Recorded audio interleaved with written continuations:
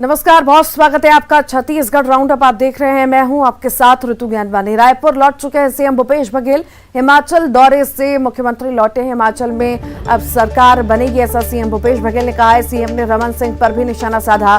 पूर्व सीएम रमन सिंह पर कई गंभीर आरोप लगाए हैं। उत्तराखंड के गढ़मुक्तेश्वर में रिजॉर्ट किसका है, उनकी और उनके बेटे की संपत्ति कई गुना कैसे बढ़ी, नान घोटाले में सीएम मैडम कौन, ईडी इसकी जांच क्यों नहीं करती, भानु प्रतापपुर में कांग्रेस की जीत होगी, ये सारे बयान सीएम भूपेश बघेल ने दिए हैं। आदिवासियों को उनका हक मिलकर रहेगा।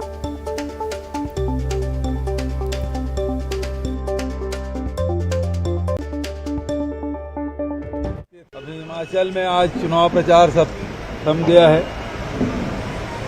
डोर टू डोर कैंपेनिंग शुरू हो गया है। परसों मतदान होगा और जिस प्रकार से वहाँ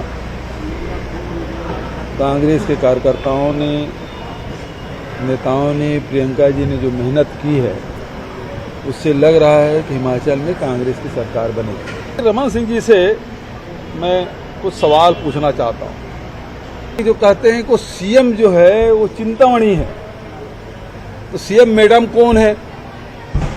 और यदि चिंतामणि है तो रमन सिंह ये बताए कि उसको आरोपी क्यों नहीं बनाया गया? यदि सीएम सर का अर्थ चिंतामणि है तो उसे आरोपी क्यों नहीं बनाया गया? और उसके नाम से न्यायालय में जो दस्तावेज प्रस्तुत किया गया उसमें उसका उल्लेख क्यों नहीं है? नान घोटाले के बारे में मैं पहले ही कहा था, इसकी जांच क्यों नहीं करते ईडी वाले? मनी लॉन्ड्रिंग तो हुआ है और सीएम सर और सीएम मैडम का नाम है, क्यों इसकी जांच नहीं करते? क्यों 6,000 साढ़े 6,000 करोड़ के राशि छत्तीसगढ़ की जनता को लूट के भाग गया? जो कार्यालय बंद थे उसे फिर से शुरू करवाया गया, किसके आदेश पे हुआ? और दूसरी बात यह है कि हम आदिवासी हितों के बारे में पहले ही बोले हैं कि उनका जितना प्रतिशत है, जितनी जनसंख्या है, जितना संविधान में उसको अधिकार मिला है, वो मिल के रहेगा। भानु प्रतापपुर विधानसभा हमारी परंपरागत सीट है और हमें पूरा विश्वास है कि वहाँ मतदाता सरकार के कार्यों पर विश्वास व्यक्त करेगी और हमें वो जिताएगी। रायपुर से बड़ी खबर है। तेलीबांधा रोड सौंदर्यीकरण टेंडर घोटाले का ये पूरा मामला है। नेता प्रतिपक्ष और निगम आयुक्त के बीच तीखी बहस हुई है। टेंडर घोटाले पर कार्रवाई की मांग कर रहे हैं और मांग को लेकर बहस हुई। जोन 10 में टेंडर घोटाले को लेकर तीखी बहस हुई। नगर निगम आयुक्त से मिलने गया था भाजपा पार्षद दल। बहस का वीडियो भी सामने आया है।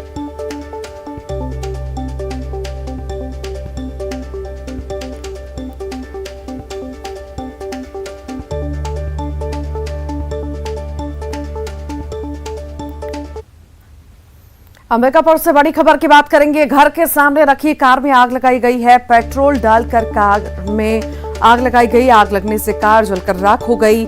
आग लगाने का वीडियो भी सीसीटीवी में कैद हुआ है। सोशल मीडिया पर वीडियो वायरल हो रहा है। कांग्रेस नेता श्यामलाल जायसवाल का ये कार होना बताई जा रही है।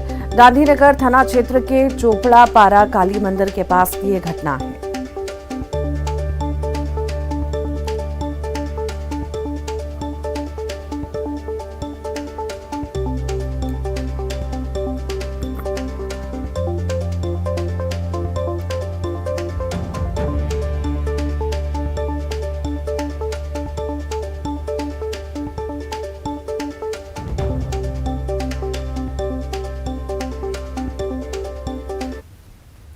दिवंगत पंचायत शिक्षकों के 935 रिश्तेदार विधवा महिलाएं पिछले 21 दिनों से बूढ़ा तालाब पर धरने पर बैठी हैं। इनका बीते 13 महीनों से चरणबद्ध आंदोलन चल रहा है, लेकिन अब तक अनुकंपा नियुक्तियां नहीं हो सकी। इसके पूर्व जिन शिक्षक कर्मियों का संविलियन हुआ है, उनके परिजनों को अनुकंपा नियुक्ति मिल चुकी है। अब नियुक्ति को लेकर बीएड, डीएड और टीईटी की अनिवार्यता कर दी गई है। यही वजह है कि पहले नौकरी मिली, अब आंदोलन करना पड़ रहा है।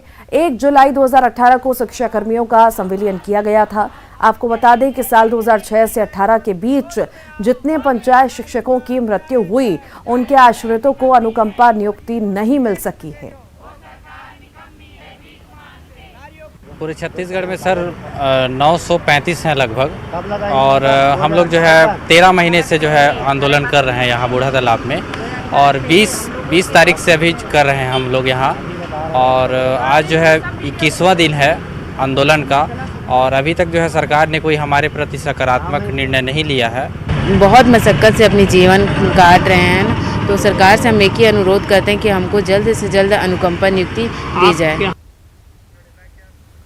खबर राजनांदगांव से है। वैष्णव समाज के लोगों ने राजगामी संपदा न्यास के अध्यक्ष विवेक वासनिक को पद से हटाने की मांग की है। मामला हिंदू देवी देवताओं से जुड़ा हुआ है।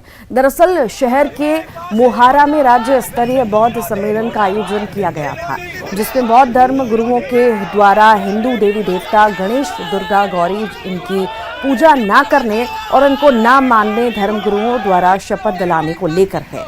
इसमें राजगामी संपदा न्यास के अध्यक्ष विवेक वासनिक पर भी हाथ उठाकर शपथ लेने का आरोप है, जिसके बाद ये वीडियो लगातार वायरल हो रहा है। वैष्णव समाज और हिंदू संगठनों ने इसका विरोध करना शुरू कर दिया। समाज के लोगों ने विवेक वासनिक का पुतला दहन किया और विवेक वासनिक को अध्यक्ष पद से हटाने की मांग की है।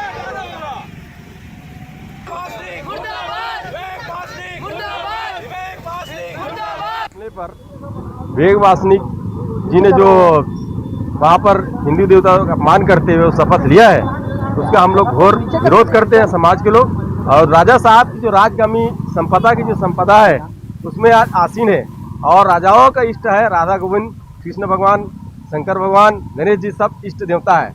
अब इष्ट देवता और राजा गद्दी में बैठने वाले इस ऐसे व्यक्ति को तत्काल यहाँ से हटाया जाए राजगामी से, और उसके बाद FIR दर्ज कराएंगे हम लोग समाज के लोग। आज हम सब वैष्णव समाज वाले लोग इसके विवेक वासनिक के कार्यालय को घेरने के लिए आए थे।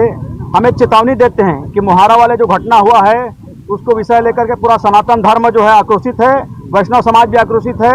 विवेक वासनिक राजगामी संपदा पद के अध्यक्ष हैं, उन्हें बने रहने का कोई अधिकार नहीं है। किसी हिंदू धर्म के अपमान नहीं करना चाहिए, किसी देवी देवताओं का अपमान नहीं करना चाहिए, किसी धर्म का अपमान नहीं करना चाहिए। हम सनातन धर्म के मानने वाले हैं, इसका पुरजोर विरोध करते हैं हम। और जहां तक मुख्यमंत्री भूपेश बघेल की पहल पर पूरे प्रदेश में स्थानीय खेलों को बढ़ावा देने के लिए छत्तीसगढ़ी ओलंपिक खेलों का आयोजन किया जा रहा है। बलरामपुर के हाई स्कूल मैदान में भी क्लस्टर स्तरीय छत्तीसगढ़ी ओलंपिक खेल का आयोजन किया गया। प्रतियोगिता में बड़ी संख्या में शहरी इलाके के खिलाड़ी मौजूद रहे, जहां रस्साकशी और खो खो खेल का आयोजन किया गया। विजेता खिलाड़ियों को सम्मानित किया गया। विजेता टीम को विधायक बृहस्पति सिंह, कलेक्टर SP ने बधाई दी। छत्तीसगढ़ की मान, सम्मान और स्वाभिमान जगाने का काम हमारे राज्य के मुखिया मुख्यमंत्री भूपेश बघेल जी ने किया है, जो छत्तीसगढ़ की संस्कार को जिंदा करने का काम किया है, आगे बढ़ाने का काम किया है। और छत्तीसगढ़िया ओलंपिक पूरे हिंदुस्तान में पहला ऐसा रहा है जहाँ ओलंपिक्स पूरे स्टेट का शुरू किया है, और हर एक गांव, हर मोहल्ला, हर स्कूल, हर कॉलेज और हर जगह नगर पालिका हो या ग्राम पंचायत हो, सब जगह शुरुआत हुआ है। और पुराने जो विलुपित हो रहे थे खेल, उस फिर से जगाने का काम किया है और छत्तीसगढ़िया सम्मान बढ़ाने का काम किया है। और इसके लिए बहुत बहुत आप सबके माध्यम से मुख्यमंत्री भूपेश बघेल जी को बधाई देता हूं, और हमारे सारे बच्चे जो हमारे खेल रहे हैं इन सबको शुभकामना देता हूं। खूब खेलें, खूब पढ़ें, खूब आगे बढ़ें। छत्तीसगढ़ का दिन दुगना रात दुगना चौगुना तरक्की करे, और हमारे छत्तीसगढ़ के कोरिया नीर की शुरुआत जिस जिले से हुई उसी जिले में बन पड़ा है कोरिया नीर। दरअसल स्वच्छ जल मिशन के तरह कोरिया नीर के नाम से प्रदेश भर में वाटर ATM की शुरुआत हुई थी, ताकि आम लोगों को स्वच्छ पानी मिल सके। चिरमिरी निगम इलाके में काफी समय से सभी 11 वाटर ATM बंद पड़े हैं। वाटर ATM चालू नहीं होने से लोगों को स्वच्छ पानी के लिए भटकना पड़ रहा है। निगम की लापरवाही के कारण वाटर ATM में भरने वाला पानी लगातार ओवरफ्लो हो रहा है। न्यूज़ 18 की टीम ने निगम आयुक्त से जब मामले को उठाया तो उन्होंने जल्द ठीक कराने की बात कहकर मामले से पल्ला झाड़ते हुए नजर आए। पूर्व विधायक श्याम बिहारी जायसवाल ने पूरे मामले में DMF की राशि का बंदरबाट करने का आरोप लगाया है। कोरिया नीर के माध्यम से वाटर ATM चिरमिरी में विस्थापित किया गया था, और स्थापित करने के बावजूद यह प्रदेश में इसका बहुत अच्छा संदेश गया था जिला प्रशासन की ओर से यह स्थापित किया गया था। मैं यह कहूँगा कि ये हमारे चिरमिरी के जनताओं के लिए शुद्ध पेयजल के लिए बहुत बड़ा योगदान साबित हुआ था, लेकिन वर्तमान में नगर निगम के द्वारा संचालित की जाती है, देखरेख की जाती है। मैं यह कहूँगा कि वर्तमान में जो सरकार है और जिम्मेदार जनप्रतिनिधि बैठे हुए हैं, उनके नाकामी का ये संदेश है। एक योजना हमारे भारतीय जनता पार्टी कार्यक्रम का था, जो हर व्यक्ति को आवश्यक है स्वच्छ जल का, उसके लिए कोरिया नीर के माध्यम से वाटर एटीएम की स्थापना हम लोगों ने कराई थी। आपके द्वारा अभी बताया जा रहा है, मैं संज्ञान में लेता हूँ और इसके बाद जो भी उसमें टेक्निकल प्रॉब्लम उसको सॉल्यूशन करवाए। खबर बलरामपुर से है। जिले में आपदा से निपटने के लिए एनडीआरएफ और नगर सेना की संयुक्त टीम ने मॉक ड्रिल किया। टीम ने आपदा से निपटने को लेकर बचाव के तरीकों के साथ साथ सुरक्षा को लेकर उपस्थित लोगों को जानकारी दी। मॉक ड्रिल में बड़ी संख्या में स्थानीय लोगों के साथ साथ जनप्रतिनिधि, अधिकारी, कर्मचारी मौजूद रहे। जो national disaster management authority Bharat सरकार द्वारा, तो हम 3rd एनडीआरएफ मुंडली कटक की तरफ से अपना जो एरिया ऑफ रेस्पॉन्सिबिलिटी उड़ीसा और छत्तीसगढ़ है, ऐसे हर डिस्ट्रिक्ट को हमको जाके और पब्लिक में एक अवेयरनेस बढ़ाना है। उधर के लोकल के अथॉरिटी के साथ मिलकर विपरीत परिस्थितियों में, जैसे कि आपदा हो गया, भूकंप हो गया, लैंडस्लाइड हो गया, ऐसी परिस्थितियों में कैसे आपस में निष्ठर एजेंसियों के साथ मिलजुल कर हम कैसे लड़ सके और विपरीत परिस्थितियों के जान माल की बचाव कर सकते हैं। इसका एक मेन मकसद यही था और इसी के चलते हम हर डिस्ट्रिक्ट में फेमस का आयोजन करा जाता है। 15 दिन तक रह के हम कॉलेज, स्कूल और पब्लिक एनजीओ के बीच में अवेयरनेस की प्रोग्राम करते हैं। और आज के दिन हम एक फ्लोड रेस्क्यू का एक मॉक एक्सरसाइज इधर किया है, जो कि लोकल प्रशासन, जिला प्रशासन और नगर सेना सभी के मिलजुल के अभ्यास हुए आज प्रैक्टिस किए। में वन वाटिका स्थल में आज एनडीआरएफ के द्वारा 1 दिवसीय मॉक ड्रिल राहत बाढ़ आपदा के संबंध में हम लोग को प्रशिक्षण दिया गया। बाढ़ में और जो विपरीत परिस्थितियों में डूबने पर किस तरीके से हम लोगों को बचा सकें, लोगों की जान सुरक्षित कर सकें, इसके बारे में प्रशिक्षण दिया गया। अलग अलग तरीके से जो वैकल्पिक साधन हैं डूबने से बचने के लिए, उसके बारे में बताया गया और बड़ा ही अच्छा। खबर रायपुर से है। डूमतराई में एक कर्मचारी की मौत हो गई। थोक बाजार में संचालित स्टील एम्पोरियम की लिफ्ट में कर्मचारी प्रकाश यादव की दर्दनाक मौत हुई। घटना के बाद से दुकान संचालक फरार है। बताया जा रहा है कि स्टील एम्पोरियम की गुड्स लिफ्ट में सामान चढ़ाने के दौरान कर्मचारी फंस गया था। गुड्स लिफ्ट के सामने खाली जगह होने से हादसा हुआ। पुलिस ने सभी लिफ्टों की जांच की बात कही, साथ ही लापरवाही बरतने वाले दुकान संचालक पर कार्रवाई की भी बात कही है। थाना अंतर्गत जो डूमरतराई थोक बाजार स्थित है, वहाँ पर आज एक घटना हुआ है, जहाँ के स्टील एम्पोरियर करके एक दुकान है एम्पोरियम। वहाँ पर एक व्यक्ति जो है वहाँ का काम करने वाला है प्रकाश यादव, उसका काम करने के दौरान जो लिफ्ट है उसमें फंस करके मृत्यु हो गई है, जिसकी सूचना पर तत्काल थाना घटनास्थल पर सीएसपी मानव, थाना प्रभारी मानव उपस्थित हुए हैं। उपस्थित होने के बाद घटनास्थल का लगातार उसमें निरीक्षण किया जा रहा है। शव को पोस्टमार्टम और पंचनामा के लिए हॉस्पिटल भेजा गया है।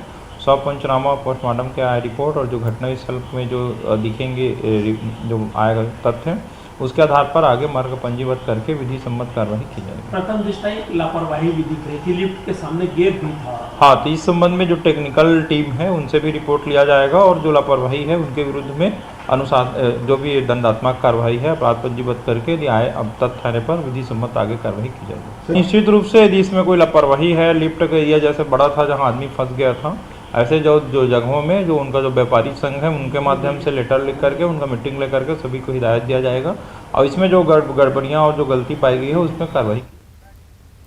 खबर रायगढ़ से है। नगर निगम क्षेत्र में यूजर चार्ज की वसूली निगम प्रशासन के लिए टेढ़ी खीर साबित हो रही है। इससे शहर की राजस्व की व्यवस्था गड़बड़ा गई है।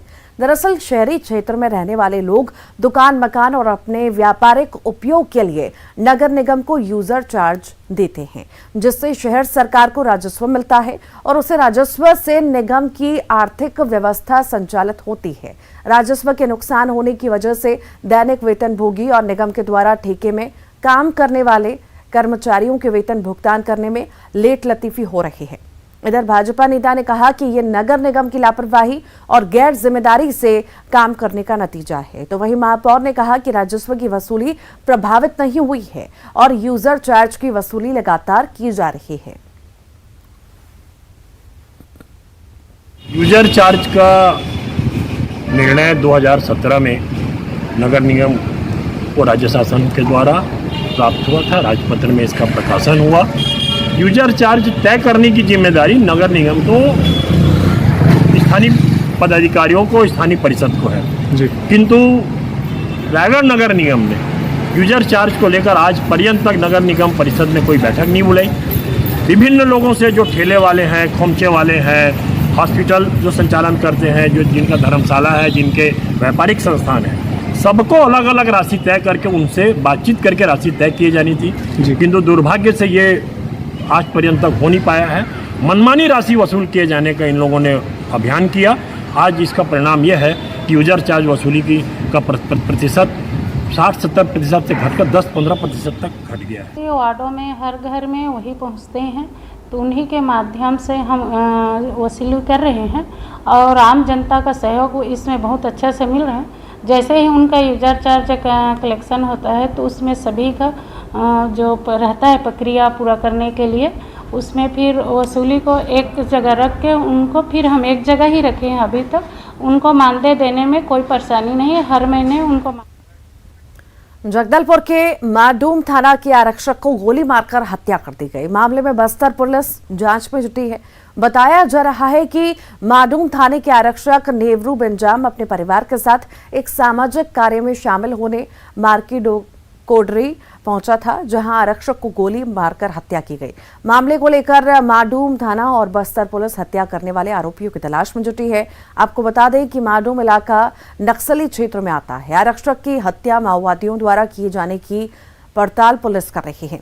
तो वहीं मामले को लेकर एएसपी बस्तर ने बताया कि जैसे ही आरक्षक की हत्या की खबर मिलने के बाद इलाके में सर्चिंग तेज कर दी गई। सभी पहलुओं पर जांच करने की बात कही। साथ ही साथ जवान की हत्या को लेकर माडूम थाने को अलर्ट किया गया है और सर्चिंग बढ़ा दी गई है।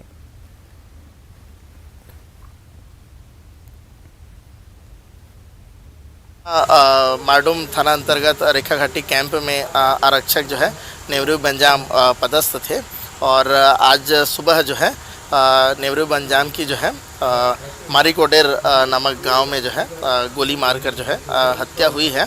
और अभी इस मामले में जो है थाना माडूम के द्वारा जो है मर्ग और अपराध कायम कर जो है जांच पर लिया गया है और अभी उक्त जवान का जो बॉडी है उसको पोस्टमार्टम कराया जा रहा है।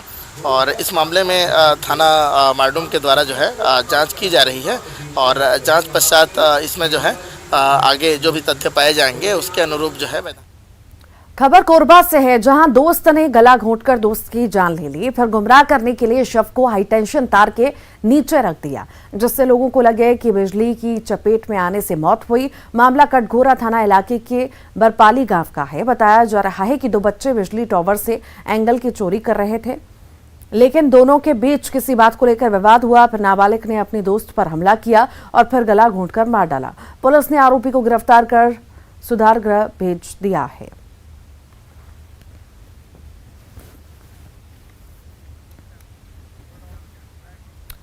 और इसी बीच मध्य प्रदेश से जुड़ी इस वक्त की बड़ी खबर की बात करेंगे। ट्राइबल डिपार्टमेंट ने अब पात्रता अवधि बढ़ाई है। शिक्षक पात्रता परीक्षा में पढ़ाई चयनित अभ्यर्थियों की पात्रता अवधि 5 साल हुई है। पात्रता अवधि 2 साल से बढ़ाकर 5 साल की गई है। ईडब्ल्यूएस श्रेणी के लिए अन्य आरक्षित श्रेणियों की तरह क्वालिफिकेशन मार्क्स हुए हैं 50%। स्कूल शिक्षा विभाग ने मई में ही बढ़ाई थी पात्रता अवधि। पात्रता अवधि बढ़ाने का नोटिफिकेशन अब जारी हुआ था। अब जनजातीय कार्य विभाग ने भी पात्रता अवधि बढ़ाने नोटिफिकेशन जारी किया है। प्रदेश भर के 2.5 लाख से ज्यादा अभ्यर्थियों को अब इसका फायदा मिलेगा। साल 2024 तक पात्र रहेंगे चयनित अभ्यर्थी। और ज्यादा जानकारी के लिए रंजना हमारे साथ जुड़ गई हैं। रंजना, 2024 तक अब पात्र रहेंगे चयनित अभ्यर्थी, बड़ा बदलाव किया गया है। जी तो बिल्कुल, चुनावों से पहले अगर कहा जाए तो शिक्षकों के लिए बड़ी राहत भी मिली और एक तरह से सरकार ने शिक्षकों को तोहफा भी दिया है, खास करके वो अभ्यर्थी जो कि चयनित हुए हैं शिक्षक पात्रता परीक्षा में। और अब जबकि पात्रता अवधि बढ़ा दी गई है और 2 साल से बढ़ाकर 5 साल कर दी गई है। पहले स्कूल शिक्षा विभाग ने पात्रता अवधि बढ़ाई थी और अब जनजाति कार्य विभाग ने भी पात्रता अवधि बढ़ाने को लेकर जो गजट नोटिफिकेशन है वो जारी कर दिया है, जिसमें अब जो चयनित अभ्यर्थी हैं वो 5 साल तक पात्र रहेंगे और साल 2024 तक जो भी परीक्षाएं आयोजित होंगी उसमें नियुक्ति को लेकर इन अभ्यर्थियों को भी जो मौका है वो दिया जाएगा। और करीब अगर देखा जाए तो प्रदेश भर में 2.5 लाख से ज्यादा ऐसे अभ्यर्थी हैं जिनको इस गजट नोटिफिकेशन के बाद फायदा मिलेगा। ऋतु रंजना, पहले ही कह दिया गया था, नोटिफिकेशन अभी जारी किया गया है। ये बहुत खुशी खबर है, अभ्यर्थियों के लिए कहीं ना कहीं बहुत बड़ा फायदा ये पहुंचाएगी, क्योंकि 2 से डायरेक्ट 5 साल करना बहुत बड़ा फायदा अभ्यर्थियों के लिए। जी तो बिल्कुल सही कहा आपने, क्योंकि पहले स्कूल शिक्षा विभाग ने जो पात्रता अवधि है वो 2 साल से बढ़ाकर 3 साल की थी और फिर 3 साल से बढ़ाकर उनकी 5 साल कर दी गई। और मई में ये फैसला लिया गया था स्कूल शिक्षा विभाग की तरफ से, लेकिन जनजाति कार्य विभाग ने इस तरह की पहल नहीं की थी शिक्षक भर्ती में चयनित अभ्यर्थियों की पात्रता अवधि बढ़ाने को लेकर, जो कि अब पहल की गई है और गजट नोटिफिकेशन भी जारी हो गया। और इस बदलाव के बाद जो चयनित अभ्यर्थी हैं उनको इसी बात का फायदा मिलेगा कि जब साल 2023 में जो परीक्षाएं आयोजित होंगी और उसमें काउंसलिंग के बाद, नियुक्ति के बाद अगर कोई पद खाली होते हैं तो इन जो चयनित अभ्यर्थी हैं इनको भी मौका दिया जाएगा। ये भी दोबारा ऑनलाइन आवेदन करके दस्तावेजों का वेरिफिकेशन करा सकते हैं और नियुक्ति का इनको मौका साल 2024 तक मिल सकता है। ऋतु ठीक, बहुत शुक्रिया जानकारी को साझा करने के लिए रंजना। तो ये बड़ी खबर इस वक्त आपको बता रहे हैं, ट्राइबल डिपार्टमेंट ने पात्रता अवधि बढ़ा दी है। शिक्षक पात्रता परीक्षा में पात्रता अवधि बढ़ाई गई है, चयनित अभ्यर्थियों की पात्रता अवधि बढ़ाई गई है। 5 साल तक हुई है पात्रता अवधि, 2 साल से बढ़ाकर 5 साल कर दी गई है।